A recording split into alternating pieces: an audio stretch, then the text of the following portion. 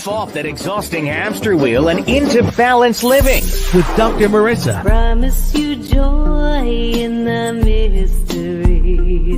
Dr. Marissa, also known as the Asian Oprah. Her mission, to be a beneficial presence on the planet. Her purpose, to be your personal advocate to live, laugh, love, learn. Her life motto, don't die wondering. Take back your life with Dr. Marissa Pay.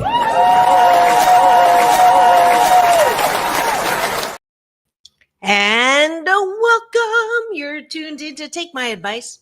I'm not using it. Get Balanced with Dr. Marissa, the morning show here on KCAA, NBC News, CNBC News, and NBC Sports radio station, AM 1050, FM 106.5, and streaming everywhere. iHeartRadio, Spotify, Audible, Amazon Music, Tiki Live, Rumble, Amazon Music, something else, and Spreaker. Bottom line, I'm everywhere. Why? Because I want to maximize my splatter zone for more hope and happiness. So there's no gossip, no scandal, no K words, no P-titty talk, no T-talk, nothing. Instead, I like to balance out all the bad news out there, which is the headlines. We won't be talking about that. And replace it with heartlines and things that we are caring about that make us happier, because I'm on a happy 88 mission, 88 million more happy people in the next 8 years. So I have topics and guests and co-hosts and series to that end. And today is Friday. So, you know, we like to have fun here. So I can't think of a better person to have fun with me on a Friday, especially during heart season. Chinese New Year season just ended, so I'm still wearing red. But please welcome back to my studio my fabulous co-host. He's a trainer, an actor, a co-founder of a film festival that is high lit, very important social issues, and that's how I met him. Please welcome him back to the studio, James Hawthorn.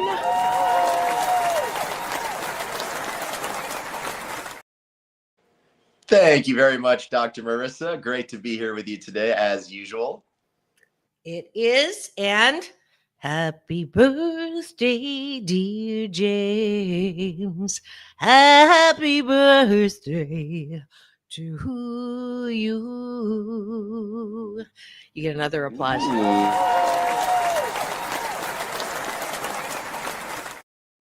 This good-looking guy turned 40. He uses oil of Olay like I do, so we're both hashtag ageless.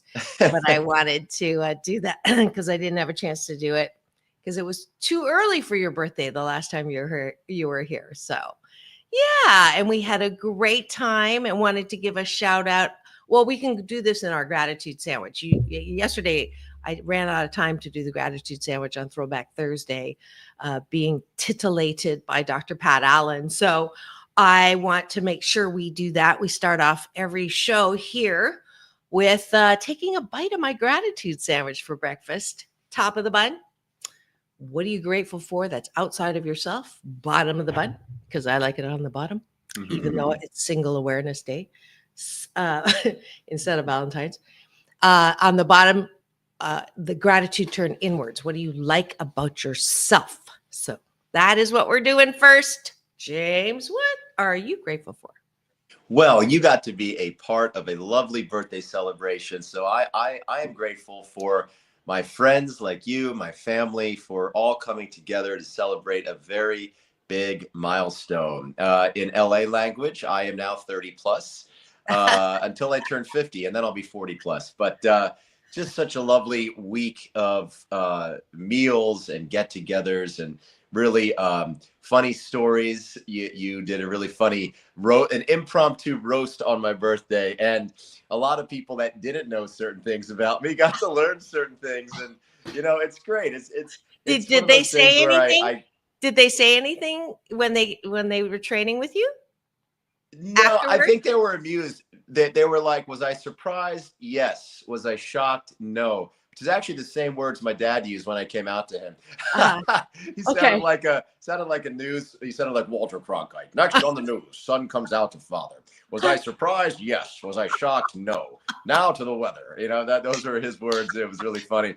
No, but it was very, very funny. I think they learned a lot about me. They're like, yeah, that all kind of adds up. Everything that they learned at the party, which was really great. And you were a part of the thank you dinner, which was for my clients and my people that I work with every day, and my acting industry folks. And it was just such a fun night, and a fun week. And so huge shout out to my mom for making it all happen. When I visited her during Christmas, she's like, well, what are you doing for your 40th? I'm like, I don't know. I don't have any plans. She's like, well, we're going big. I said, all right, Mom, if you say so. So I think she wanted to come out and see me. She hadn't been out to LA in 5 years. And it was just so nice of her to kind of nudge me to get everybody together and do something really special. And, without her, I don't think something that beautiful would have happened. So the biggest thank you and gratitude to her, but to all my friends and family that came together to make for a lovely, lovely week. It was an amazing party too. The food, and I mentioned it, but I forgot the name of it. So I want you to mention yes, a big shout out to, maybe I'll give you your first gratitude. The restaurant is a Food Affair, a lovely mom and pop French restaurant on Robertson, just just south of West Hollywood there, Pico Robertson area. Authentic French cuisine and a lovely atmosphere. Magnifique. It was so delicioso. That's Spanish, not French, but it très très bon, très très bon. And my favorite was what you gave me a bite of, your birthday special, which the was mushroom tort. Oh, that was like a melt in your mouth. Oh. Wow, that was incredible. But I mean, all the food was incredible, and my salmon was like melt in your mouth. And and your friends are so lovely. I made some really wonderful connections, and we're going to have one of them on the show in a couple of weeks. And it's just like, I just love my life because I'll just put it this way. So you don't know about this, and I won't mention his name or anything, but, so, I've been writing that screenplay called Life by a Thousand Cuts.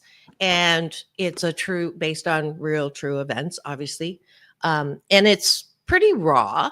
So, to make it a little lighter, the part that's not true is that I wrote in a best friend who was kind of my like alter ego. And when the little girl, Phoenix, takes the abuse from the mom, the Aquafina, or from the husband, and she doesn't react. Aquafina, who I had thought would be perfect for this role, would react to all the things that were happening and want to snip off, male genitalia to, and that was her sign, like my kind of ironic mind's peace sign, and hers is like this, right? It's a perfect role for Aquafina. And when I was, in the screenplay community and people were reading it, and they're just like, oh my God, you have to try to get it in front of Aquafina. And I'm like, okay. But I don't know Aquafina. I don't know any connections to that. So one of your guests, we were talking about everything. And I said, what advice do you have to give to someone breaking into that industry? And half joking, he's like, don't do it. And he asked me what I was working on, and I told him, and he said, oh, I can get that in front of her. And I went, what? And, from a 40th birthday party in the rain that I was cursing, like, why am I doing this? Because I love James. It was like an hour and a half driving in the rain there and back. And it was like, that's why, not just because, not because of that, but it's just, that's the way my life works. I am like Thor. Like, I stay positive. I stay, doing the work that I need to do to plant the seeds, and just keep writing, even though I don't have whatever. And then I go like this, and something comes and sticks. I just love it. My UPS delivered again. So I wanted to tell you that on the air. Well, that's great. I mean, Is that that amazing? actually, is it's a gratitude adjacent for me on this one, but it was so lovely to hear. I heard afterwards from all these people that made all these great connections with each other, and something that my mom is excellent at is bringing people together. And I was so happy that I could bring people together to start working to help them move their lives forward with whatever productive endeavors or creative endeavors they're going for. And before that night, I had a dinner just with my friends, the non thank you dinner, just all my friends getting together, and I saw people talking to one another. I'm like, I never would have thought they would have had anything to talk about, and they're sitting there laughing and talking, and I said, this is really nice. All these people are coming together. I am far from ever, getting married at this point in my life. I hope I mean, well, I don't even know if I hope it happens, but if it happens one day, I was sitting there at my dinners going, this is what a wedding is like. You get all these people together from Oh, all these different spheres, and all of a sudden they're talking, having a great time. And I'm like, wow. And just to see everybody in one place, it's one of those things where you don't realize always what a great collection or circle of friends you have until you see people talking and laughing that you never would have thought had something in common. And so that was also very lovely. it's I just love life. I love my Mhm. life. And I love you, and I'm so happy that you had a wonderful birthday. Well, I love you too. Thank you very much for making that hour and a half drive in the rain. It was raining cats and dogs, so much so that by the end of the night, we were on the front patio of the restaurant. And this is no shade on them whatsoever, because I don't know how any place could withstand this deluge of downpour. But we were on the front patio, which was enclosed, but it was sort of built kind of afterwards to be enclosed. So the rain Mm, started seeping in through the cracks and down the walls, and wow. certain people had to kind of huddle up and get close because it started to get wet. It was starting to come in, and that just made us get even closer. So it actually added to the charm of the whole evening, I thought.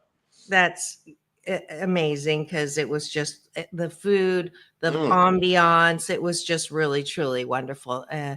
One more time, the name of the restaurant so people can go. It's called A Food Affair, a mom and pop French restaurant on, I believe it's 1515 Robertson Avenue, down in Robertson Boulevard, I guess, in the Pico Robertson neighborhood. And truly authentic French by just a lovely husband and wife couple. Highly recommend to everybody out there. Absolutely. And now let's go to the bottom of the bun, which is, what do you like about yourself? And the reason why I do this is it's weight training for all of us, for our own mental health.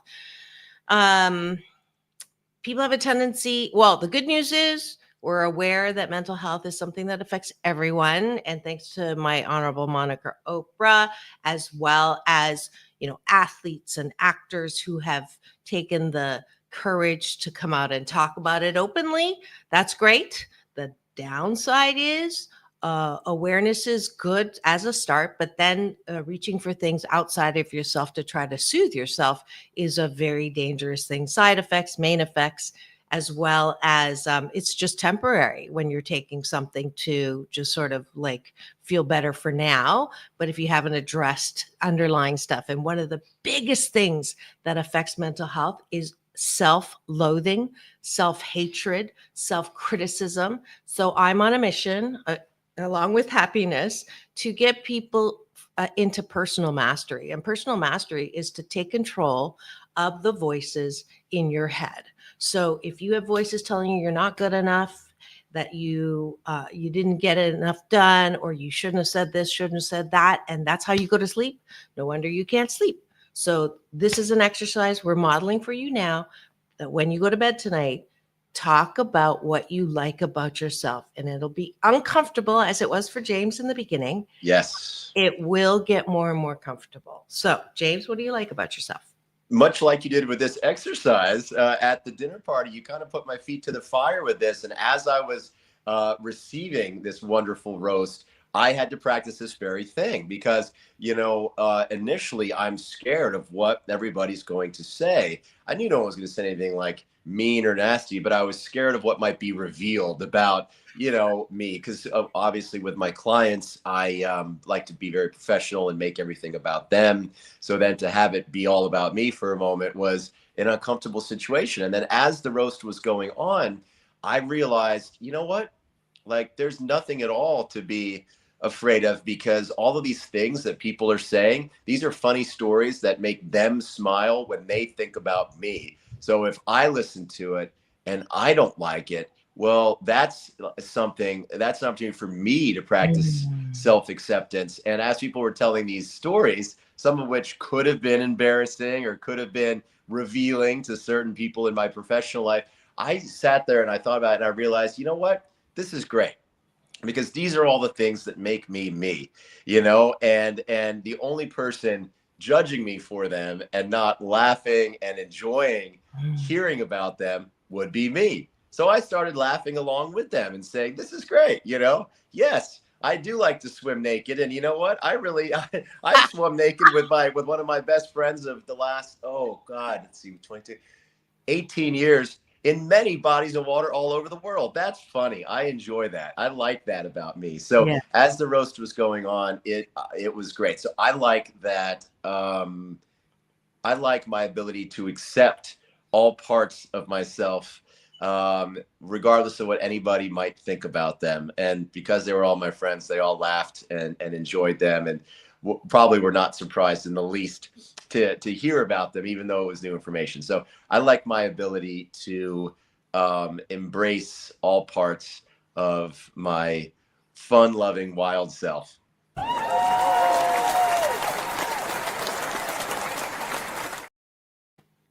And that's truly significant, because for those of you who know James, you would be surprised at his what he just said, because you're outward, no fear, jump in, do everything, just try everything, and positively hedonistic, I would say, because you enjoy life, and you enjoy people, and you enjoy your relationships, short, long, whatever. And so it was surprising when you revealed that to me before today, that it was a little uncomfortable for you. And I was like, really? Like, that is so confusing to me, because outwardly that is not how you portray yourself.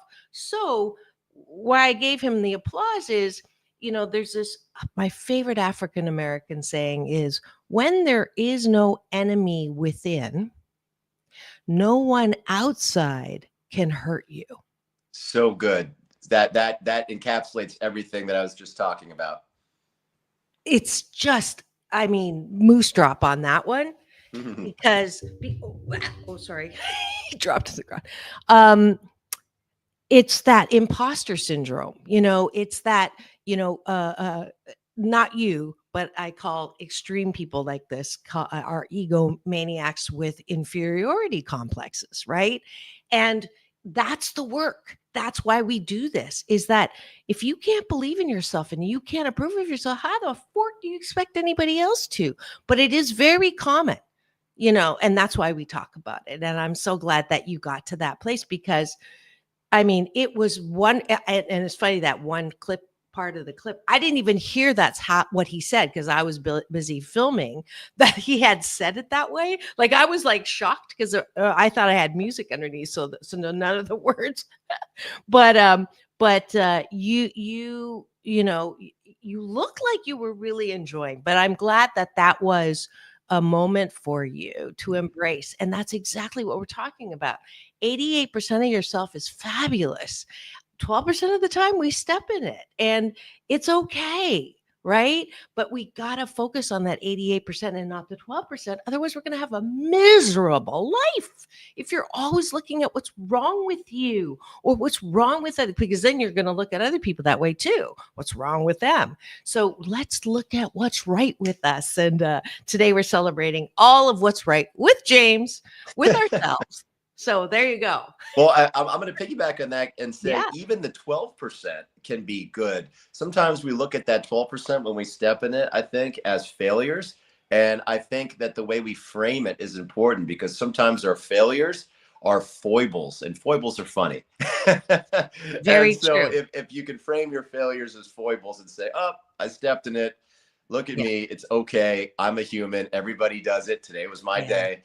And some of the roasts weren't necessarily, anything that I did wrong or failures, but they were, moments where I was, maybe not at my best, but it was funny. It was funny. And to look at that and just accept it, I think is really cool. So and I call them missed takes. There's never a mistake. It's a mistake. And you can't learn about yourself and grow and expand into the best you can be without making those mistakes. And one in particular, since you're in this open mood, was the funniest thing.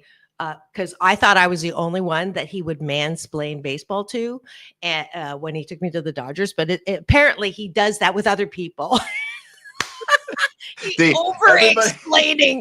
over-explaining about everything about baseball. So I was like, thank God, I thought it was just me. Oh no, yeah, it's and that's another point right there. Sometimes when people do things that you feel maybe are like, oh, he must think I'm stupid, or he must think I don't have eyes and I'm watching the game. Trust me, it's not about the people I'm with. It's about my pure love and passion for the game. So whenever somebody does something or acts in a way that might irk you a little bit, sometimes it's okay to say, you know what, that's probably a them thing and not a me thing. For me, it's totally it's me doing that because I just am so passionate about the game. I can't shut up about it. So, and everybody was like, yeah, he did it to me too. Yeah. He belongs in the booth, not in the seats. Get him out of the damn stand so I can enjoy the game and put him in a booth where people are going to pay him to talk. Right.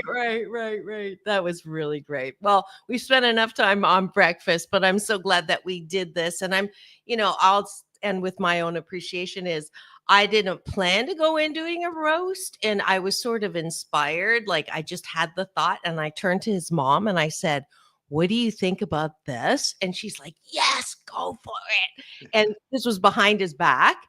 And so out of that came this whole experience for you that you grew with.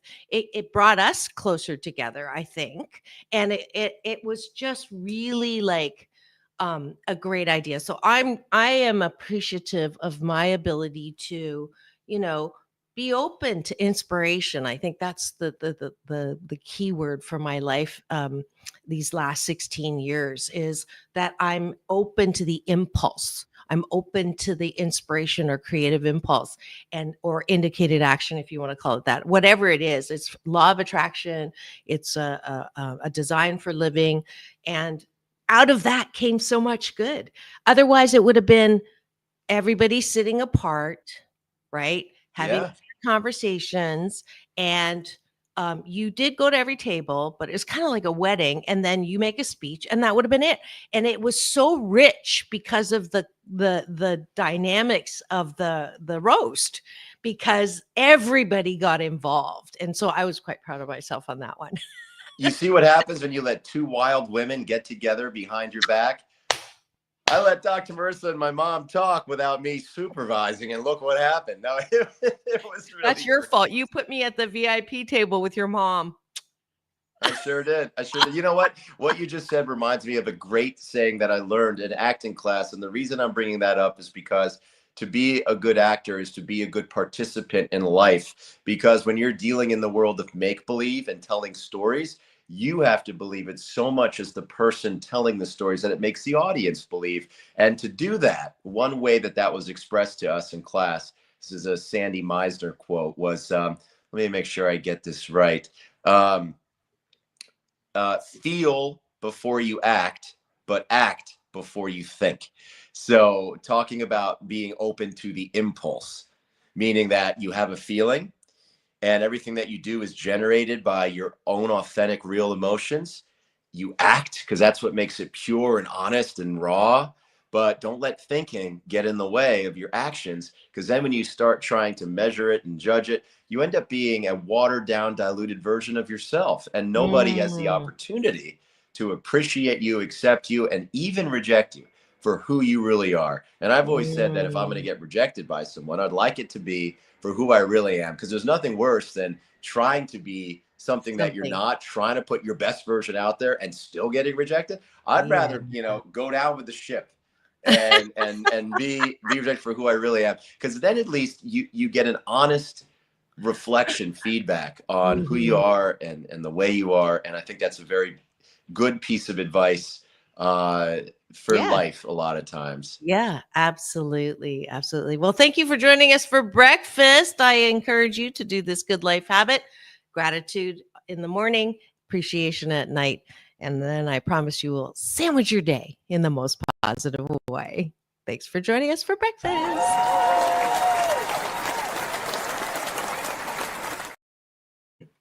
And now for the topic of the day. Everything is awesome. Love is in the air. Instead of, you don't bring me flowers. Appearing at a local jazz club near you, Dr. Marissa. You know, I got called a multi-hyphenate the other day, and apparently it's a compliment. But because I do so many things, different things, and I am told I'm good at, I'll say most of them, that makes me a multi-hyphenate. And so I'm looking for representation for a multi-hyphenate. Isn't that cool? I was like, I love it. So yes, love is in the air. It is time to get to the bottom of this thing called chemistry. I wanted to talk about this particularly with James because I think that of all my co-hosts, we are the most daring in our escapades in love, romance, lust, etc. And so I wanted to talk about this thing called chemistry. I actually talked to several people who said when you get those butterflies, it's a bad thing. So I was like, what? So I wanted to talk about that with James and see what came out of this conversation. So thanks for joining us today on Take My Advice. I'm not using it. Get Balanced with Dr. Marissa, the morning show here on KCAA, the station that leaves no listener behind. Number one, Talk in the IE. Thank you very much. And home to the Asian Oprah. And this is our very special series, Straight Talk with myself and James Hawthorn. And his response is chemistry. I think it means different things to different people. Some people, depending on how you're wired, might think of chemistry as like compatibility. And the more intellectual, the left-brained of us might think of it in terms of, oh, we have great chemistry because, and then they might list all the ways that they're compatible. But I tend to think more of it, I experience it as the feeling, the butterflies, that ephemeral sort of chemistry, that actual chemistry that I guess you can't define a word with a word, but we'll skip over that. It's that feeling that you get that just overtakes you. It's like when you actually stick your nose in a flower in the wild and you're like, what an amazing smell. And you're just, I can't believe nature's doing this. Or when you stare out at the ocean and you feel it in your soul. Certain people, strike me in that way. And it's just this thing where in their presence, you almost feel small, not small in an ego way, but small because the way you think disappears and you're overcome in the most beautiful way. You're just awash in their beingness, and it just impacts you in a way that makes you feel hyper alive. And so the rest of you feels small in a good way because you're just awash in this lovely feeling. That's kind of how I describe it when I'm experiencing that beautiful reaction between me and another person. And that, those are the folks when I go on a date that I'm like, I can't wait to see them again. I can't wait to see what it's like when I take them to my favorite spot in Malibu, or I can't wait to see what it's like when I take them to my favorite restaurant to have this meal. You just are so captivated by everything that they do and say. And that's a product of chemistry, whatever that thing is. I can't wait for science to get better at being able to quantify and qualify it, just because it's hard to have a conversation about such a magical feeling. But we all know what it is, when we say the word. Right. Yeah, I looked this up. This is from a masterclass. 5 signs of good chemistry, not necessarily a definition, but components of good chemistry: compatibility, having what you were talking about, the head stuff around it, common interest, pursuing them together, deep comfort. Successful long-term relationships can develop a type of chemistry. So this is talking about different types. Eye contact, one of the telltale signs of romantic chemistry is prolonged eye contact. Didn't know that. They will often look deeply into each other's eyes, a primal bonding ritual that develops and maintains deep attachment. Physical proximity. Romantic partners who are often physically close have good chemistry. Hand holding, hugging, brushing each other's hair. Sexual attraction. Now, this is the one that I think most people like when you think of chemistry, right? Physical attraction to your partner and attraction to you is known as sexual chemistry or physical chemistry. Typically dominant in the honeymoon phase of a relationship, may fade with time. So interesting. I I still, it's kind of like leadership, right? It's that intangible. Are you born with it? Can you develop it? In couples, do you have to have it? And when you have it, does it necessarily mean that it's a good thing? When you have it, is it glue to have you get to stay with each other longer? Does it fade if it is? Or in the words of this new thing that I'd never heard of, that it's actually a negative thing because you are basing your attraction to them on things that are negative instead of positive. Like, I'll give you the example she did was when I walk into a room, and there'll be like 100 gorgeous, wonderful guys there available, and she'll go directly to the guy that has the t-shirt on and says that I'm a dickwad, or I I'm an idiot, or I'm emotionally unavailable, and she'll have chemistry and be drawn to that person. Thank God I'm not like that, but I've heard that. I don't think, you see, but I don't think that's chemistry's fault. I think that's a person repeating a cycle of, dating losers as maybe being the issue there. I want to touch on the sexual attraction. You were saying that most people, I think of chemistry as that sexual attraction, and I'm going to dig into that. For me, it's when I have real chemistry, it's beyond lust. It's beyond sexual attraction. It's this thing where just being in their physical proximity makes my knees weak. A touch of the hand makes my knees weak, where the thought of literally just holding them and being held by them is just as overwhelming in a good way as the thought of having sex with them, where it's that just closeness. And so for me, I know that there's chemistry when I'm not just, fantasizing or thinking about having sex with them. I'm thinking about just being around them, near them. Now, is this before or after the lust part? Because this is where I understand the confusion, because I can be attracted to someone. I like what I see, and then they start talking, or I find out, they're very successful, and that sort of, turns up that little volume or turns up the heat, right? And then, but I still won't know until I get a kiss whether there is a connection, because he can be a horrible kisser, and that feeling of attraction just goes away. And I remember this one.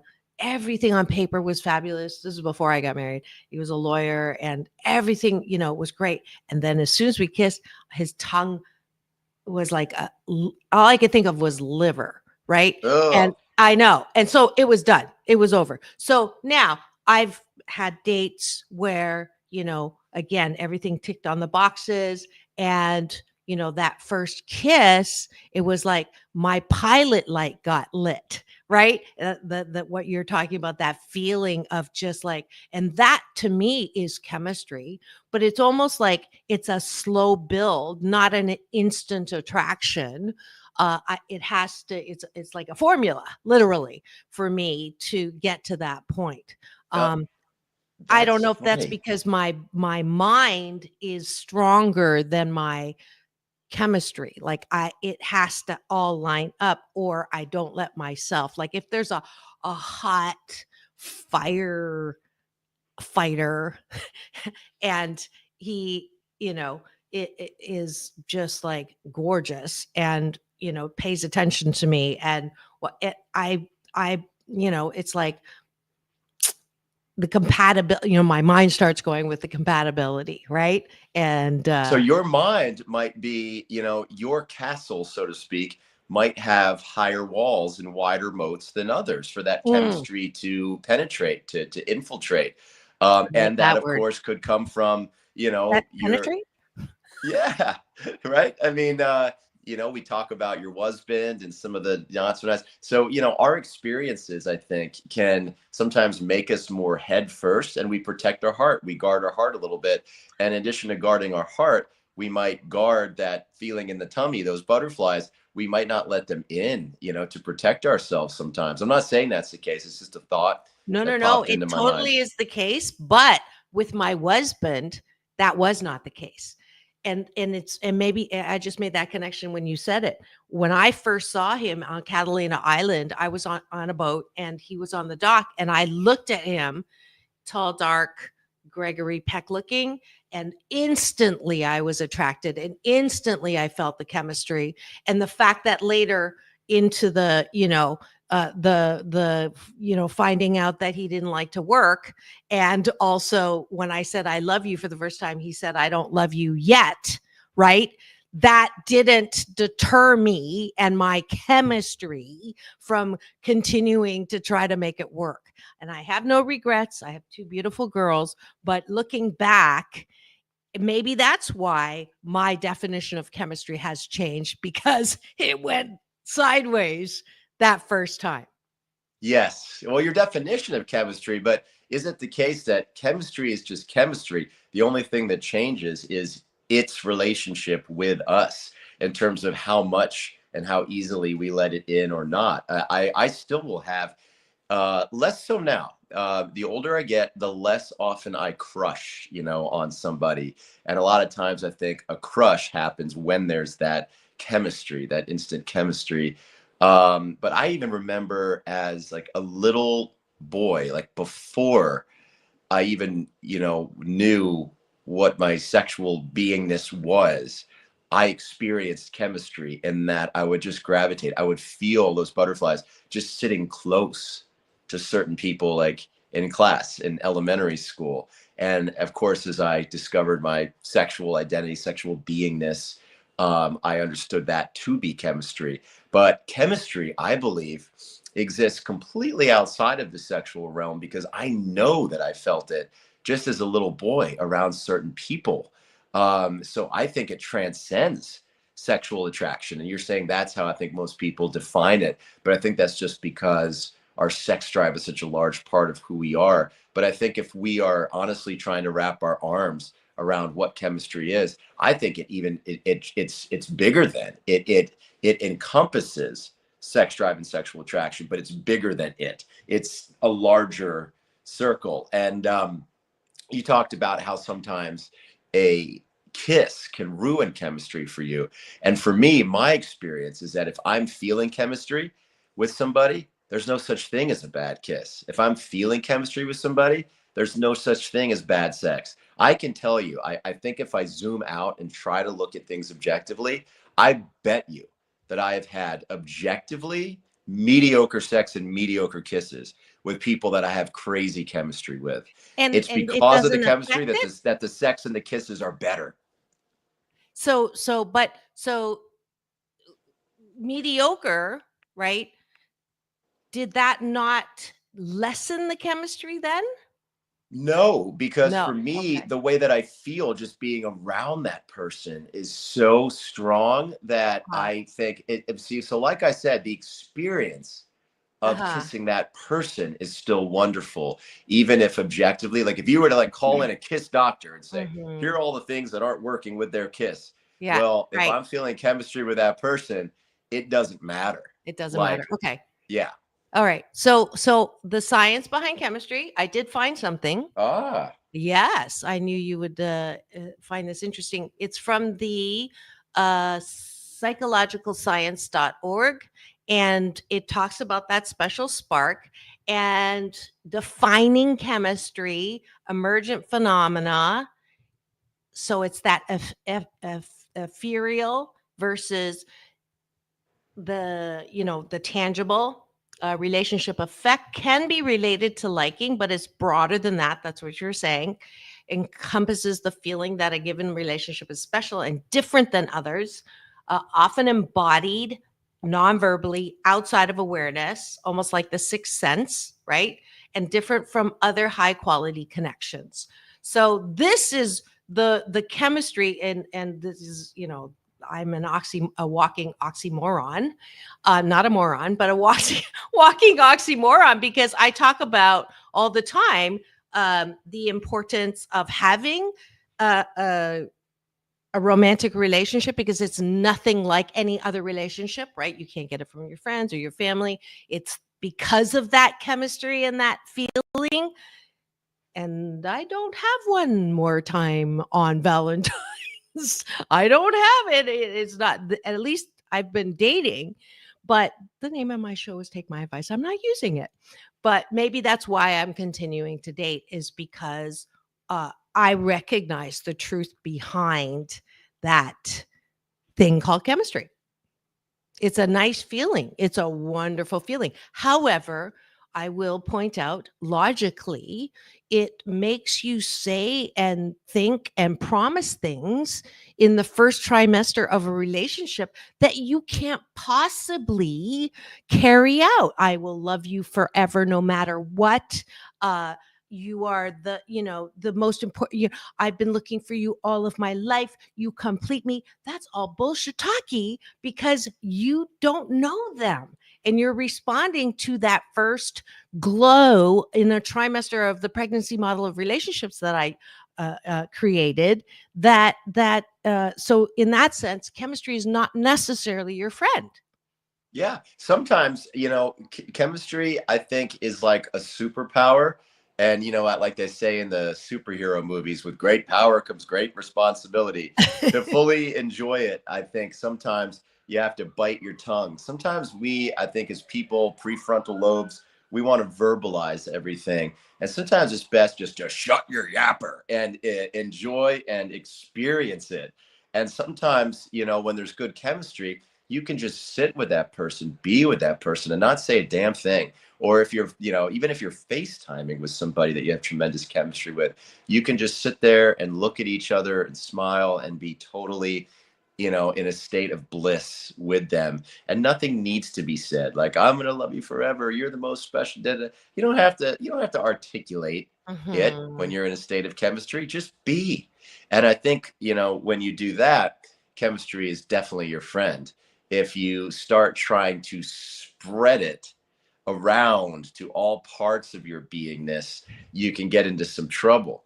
I think it's a part of your beingness in relationship or in dating. But as soon as you start trying to spread it on everything like a really good pesto sauce, sometimes you can get sick of it, or you can make your friends really ticked off, excuse me, because they're like, oh, would you just stop it? Would you stop, smoochy in public? So it's a thing to be enjoyed with responsibility, I would say. Yeah, I absolutely agree. And I'm very proud of the fact that as a mom, when my kids are, I met this guy or whatever, and, I don't know, and there's in their heads and they're analyzing, my response is just have fun. I wish I would take my own advice sometimes. I think I would have a better time, but I tell them, don't try to figure it out. Just have fun, because that feeling doesn't last forever. Like, once you really get to know them, that feeling kind of wanes. So just when you're in it, have fun with it. Feel it fully and embrace it. And yes, that will be my my Valentine's resolution for myself this next year of dating because I'm not going to take my toys and go home. I'm actually, and this was a serious decision, James. I was just, I'm like, do we even want to have straight talk about relationships anymore? Because I've been dating for over a year now, and it has 800 matches has resulted in 30 first dates, 2 second dates, 1 third date, 1 fourth date, and It's a lot of time spent. and it's a lot of time and it's a lot of effort. And do I really want to do this? And this show, I was waiting to talk about chemistry to fuel my motivation to continue. And you're right. I think that or you're right, and the science is right, and everything that we've talked about and that I've read about now points to this is a gift of life. Chemistry is a gift of life, just like the heights of the pleasure is a gift of life. So why would I close the door to the possibility of more of that in my life? Right. With all the, the what's that song? Red Hot Chili Peppers. I like pleasure spiked with pain, and music is my aeroplane. So, sometimes I think when we think about dating, relationships, and all of it, it's pleasure spiked with pain. But, not to get too heady, but in college, I took a lot of philosophy courses. And one of the great topics in philosophy is arguments for or against the existence of God. And one of the arguments against is, if there's a God, how could you let all this evil happen in the world? And he said, or one of the arguments was, without the bad, you would never appreciate the good. You need that point and counterpoint. And to learn and grow as a human, you have to have failures, or as I said earlier, foibles in relationships to make the next one that much more enriching. As long as we're able to stay strong, resilient, and healthy, and like that adage goes, dance like no one's watching, love like you've never been hurt, laugh until you cry, right? So you have to be able to be resilient, have a resilient heart, and know that the pleasure is worth the pain that comes with it sometimes. If it's fresh, it's going to squeeze. And I want that fresh squeezed OJ, baby. I want the good stuff. And sometimes it's going to squeeze. It's going to squeeze. It's not always going to be easy. Yeah, absolutely. And this is from the law of attraction. When you know what you don't like, you'll know what you do like. Right. So, of course, we have to have contrast, which is why I say you can't be 100% happy, 88%, because if you don't know unhappiness, you can't know happiness. So it's funny that you raised that. I talked about that on Mental Health Monday Matters this week, that we have this BS belief system that nothing bad is supposed to happen in life. We're supposed to have this pain-free, nothing bad, only bad things happen to bad people, right? Why do bad things happen to good people? It's like, because that's what life is. It's a chance. It's not being punished by a God up there who's saying you're bad. It's about growth and expansion. That's why we're here on earth, is to grow and expand. And you can't grow and expand if you're not going to get squeezed, for goodness sakes. I call it chiseling. Beautiful sculptures come out of the pain of chiseling. And so, hey, let's fall in love this year, James. Let's let ourselves feel chemistry with often and much. Let's just look at that expression for a minute. It's even in the expression. You don't walk methodically, carefully, and with grace into love. You fall into love. Oh. And for that to happen, you have to let that chemistry play on you. You have to let go of the reins a little bit. So, I mean, the truth is in the very expression that we take for granted. You fall into love. Beautiful. You don't march like a regimented soldier into love. That's great. That's worth a moose drop, but I dropped the moose on the ground, so I can't pick it up right now. But that's grazing. Brilliant. He's grazing on the ground right now. It's okay. He'll be back next week. That's a great observation, James. I love it. I haven't even had my coffee yet. Wow. That's amazing. Well, this is my anti-Valentine's mug. But that's brilliant. I love that. And Oh, I was going to say something. Oh, yes. I love that. Speaking of expressions, I use this in my stand up. The expression, if you love someone, let them go. If they come back, they're yours. If they don't, they never were. So my version of that is, when you love someone, let them go. And if they don't come back, hunt them down and shoot them. Hey, there's a few pieces of art that I want to reference because I'm a firm believer that artistic expressions by others help us learn about the reality of being. So when you blend creativity and imagination with reality, you get a deeper understanding of what it is to be human. So around the things that we were just talking about in the last 5 minutes, one, there's a great song by Sting. If you love someone, set them free. Really fun, up-tempo song. It really encapsulates that idea, and you feel it. Regarding this idea that nothing's supposed to squeeze, that life is just supposed to be constant bliss. Read the book Brave New World. It'll scare the bejesus out of you to where you no longer believe that life is supposed to be one smooth sailing thing. It's really good. It's a cautionary tale. And then a silly song by Jimmy Buffett called Boomerang Love. You got to throw it out there. And if it comes back, it's meant to stick. So 3 pieces of art I recommend to our audience to embolden your understanding of what we're talking about, your experience of it. Yeah, absolutely. And on Monday, I also talked about the downside of thinking that your heart being broken is something that you cannot allow or entertain to have happen, and that's why you guard your heart, you hold your breath, you're cautious, and that's really a way to really waste your life. Yes. Because I have, in my relationship coaching practice, I'll have mostly men who will come and say, I had my heart broken, and so it's difficult for me to be truly open in a relationship. And it's like, man, oh man, how long ago was that? Oh, when I was 18. And how old are you now? I'm 40. It's like, you have allowed 32 years to pass because you are afraid. Did you die from that feeling? No, nobody can break your heart. You can feel like it's broken, but it's not broken. So anyone out there who's a little bit protective, me too. That's my final word on the beauty.